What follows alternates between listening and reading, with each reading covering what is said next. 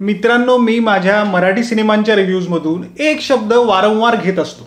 ज्या शब्दाकडे तुमचं लक्ष जर गेलं नसेल तर सांगतो. तो शब्द म्हणजे बाळबोध.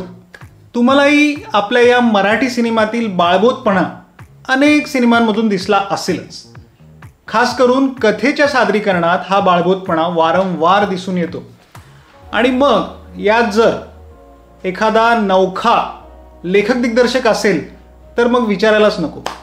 नमस्कार मित्रांनो, मी अजिंक्य उजळमकर आणि तुम्ही बघत आहात नवरंग रुपेरीचे यूट्यूब चॅनल. आणि आज मी अगदी थोडक्यात रिव्ह्यू करणार आहे बंजारा या आपल्या मराठी सिनेमाचा. मित्रांनो, कथा आहे 3 अगदी जवळच्या मित्रांची आणि त्यांनी त्यांच्या तारुण्यात केलेल्या एका ट्रिपची. कुठे तर सिक्कीम येथे. आता ही ट्रिप ते का करतात ते मी इथे काही सांगत नाही बसणार. तिघांपैकी एक जण आहे नास्तिक. नास्तिक म्हणजेच ज्याचा देवाधर्मावर अजिबात विश्वास नाहीये असा. का नाहीये तेही मी इथे सांगत नाही बसणार. मग या ट्रिपमध्ये काय घडतं हाच प्रश्न मला सिनेमा संपल्यावर सुद्धा, म्हणजे अजूनही मी तुमच्यासमोर बसलोय तेव्हा पडलेलाच आहे की काय घडतं, ज्याचे उत्तर माझ्याकडे नसल्याने मी तुम्हालाही नाही देऊ शकत. पण हो, अशी एक घटना घडते ज्याने हा जो नास्तिक मित्र आहे तो शेवटी आस्तिक होऊन जातो.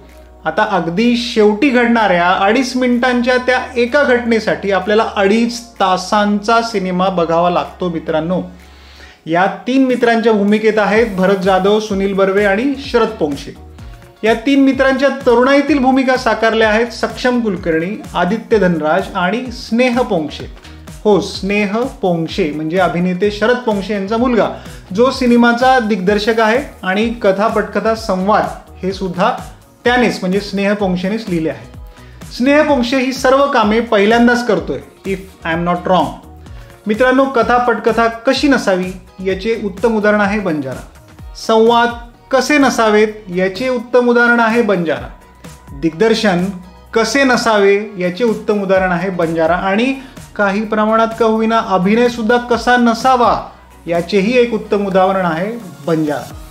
मित्रांनो, बंजारा हा एक रटाळ, भरकटलेला, दिशाहीन, पोरकट आणि हो, पुन्हा एक वार बाळबोध सिनेमा आहे, जो पहिल्या फ्रेमपासून ते अगदी शेवटच्या फ्रेमपर्यंत तुमच्यात असलेल्या पेशन्सची इतकी काही परीक्षा घेतो की विचारू नका. म्हणजे इंटरव्हल पॉईंटपर्यंत तर कथानक 1 इंचही पुढे सरकत नाही. असं वाटतं इंटरव्हल नंतर तरी काहीतरी घडेल, पण कशाचं काय.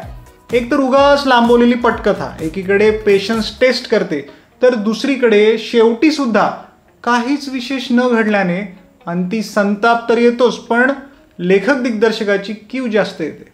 स्नेह पोंक्षेचा हा पहिला प्रयोग आहे म्हणून झालेल्या चुका असतील हे समजून मी अखेरीस स्वतःची समजूत काढून घेतली.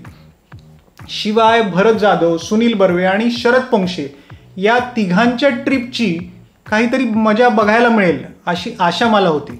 म्हणजे हे तिघे स्क्रीनवर दिसतील, पण झालं उलटच. 2.5 तासाच्या या तिघांच्या प्रवासात ह्या तरुणाईच्या रोलमध्ये जे आहेत म्हणजे सक्षम कुलकर्णी, आदित्य धनराज आणि स्नेह पोंक्षे यांचाच स्क्रीन टाईम मॅक्झिमम आहे. एक सक्षम सोडला तर मला ना स्नेह पोंक्षेचा अभिनय भावला ना आदित्य धनराजचा. तुम्ही एखादी ॲडव्हेंचर ट्रिप असलेली कथा दाखवताय तर त्यात काहीतरी थ्रिल हवं, सस्पेन्स हवा, फन एलिमेंट हवा, पुढे काय होणार याची उत्सुकता हवी, पण यातील एकही गोष्ट यात नाही. बरं, अगदी जवळच्या मित्रांमधील इमोशनल बॉन्डिंग कुठेच एस्टॅब्लिश होत नसल्याने कथेशी आपली नाळ ना कुठे जुळतच नाही.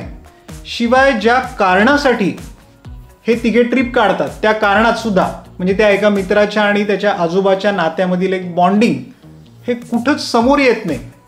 त्यामुळे जे चाललंय ते सर्व उगाच व्यर्थ आणि दिशाहीन वाटतं. कथा कुठे नेऊन संपवावी हे सुद्धा स्नेह पोंक्षे याला कळलेले नाही. ओव्हरऑल सर्वच अत्यंत निराशाजनक आहे. चिरफाड करायला बसलो तर अजूनही करता येईल, पण स्नेह पोंक्षेचा हा पहिला प्रयोग आहे म्हणून सोडून देऊया. शेवटी तर मला इतकंच लक्षात आलं की स्नेह पोंक्षेचा स्वतःला अभिनेता, लेखक, दिग्दर्शक म्हणून लॉन्च करण्याचा हा एक केविलवाणा प्रयोग होता. अवधूत गुप्तेची गाणी म्हणजे संगीत इतकाच काय तो प्लस पॉईंट मला या सिनेमात जाणवला आणि ऐकायला मिळाला. बस बॅकग्राऊंड म्युझिक, सिनेमॅटोग्राफी आणि स्पेशल इफेक्ट सुद्धा काही जीव ओतू शकलेले नाहीत आधीच असलेल्या या निर्जीव चित्रपटात. आउट ऑफ 5 मी याला देईल केवळ 1.5 म्हणजे 1.5 stars. Just waste of time. Better luck next time. Sneh Ponkshe. मित्रांनो, तुम्हाला आमचा बंजाराचा रिव्ह्यू कसा वाटला आम्हाला नक्की सांगा आणि नवरंग रुपेरीच्या यूट्यूब चॅनलला सबस्क्राईब नक्की करा. धन्यवाद.